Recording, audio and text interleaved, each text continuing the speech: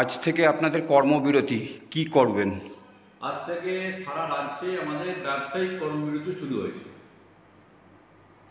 আচ্ছা, কতজন ব্যবসায়ী আপনাদের এতে সামিল হয়েছে? হ্যাঁ, প্রায় ৮০,০০০ ব্যবসাদার আমাদের এতে সামিল হয়েছে।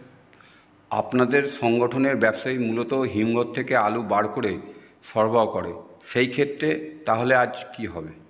তো আমাদের মূলত কাজ কৃষক বা যে সংরক্ষণকারী হিমঘরে আলুটা সংরক্ষণ করে তার সাথে কিনে স্টোরে শেডে বা বাইরে কোনো শেডে আলুটা ঢালাই বাছাই করে বিভিন্ন বাজারে কলকাতা এবং বাইরের রাজ্যে বিভিন্ন বাজারে আমরা সরবরাহ করে থাকি। সেই কাজটাই মূলত আজ থেকে বন্ধ থাকবে। এখন আপনারা কি চাইছেন? আমরা চাইছি 2014 সালে ঠিক এরকম ঘটনা ঘটেছিল, কিন্তু এবছর একটু অন্য।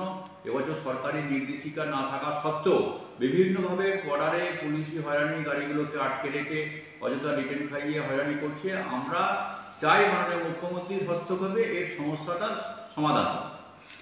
মুখ্যমন্ত্রী আলুর দাম কমানোর জন্যে বাইরে আলু পাঠাতে বারণ করেছে, সেই ক্ষেত্রে ভিন রাজ্যে আলু না গেলে আলুর দাম কিছুটা নিয়ন্ত্রণে আসবে, তাহলে মানুষের সুবিধা হবে। এই নিয়ে কি বলবেন? দেখুন, মুখ্যমন্ত্রী আলুর বাইরে যাওয়ার বন্ধ এরকম কোনো নির্দেশিকা জারি করেছে বলে আজও পর্যন্ত আমার জানা নেই।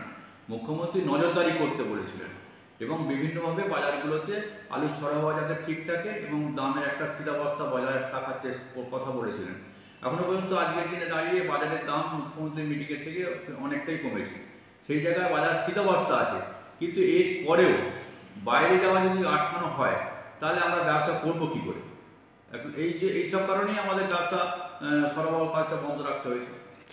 সিঙ্গুরে অধিকাংশ আলু প্রতিষ্ঠান খোলা, সবাই আলু ঢেলে আলু বিক্রি করছে, আপনাদের সিদ্ধান্ত সহমত নয়, এই নিয়ে কি বলবেন?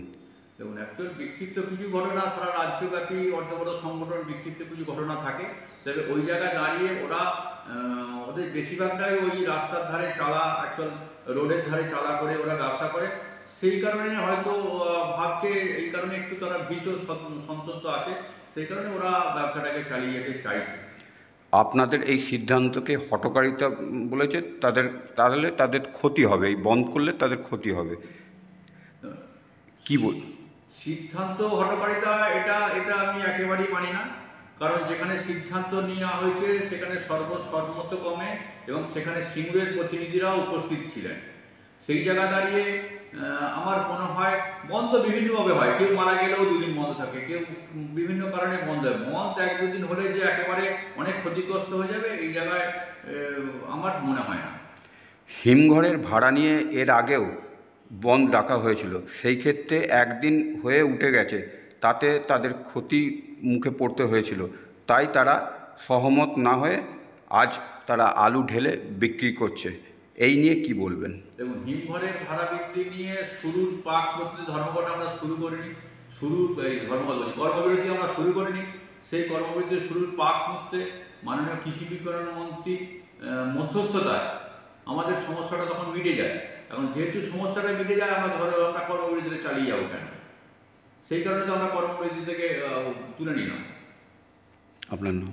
আমি লালন মুখার্জি, পশ্চিমবঙ্গ প্রগতিশীল আলু ব্যবসায়ী সমিতি রাজ্য সম্পাদক।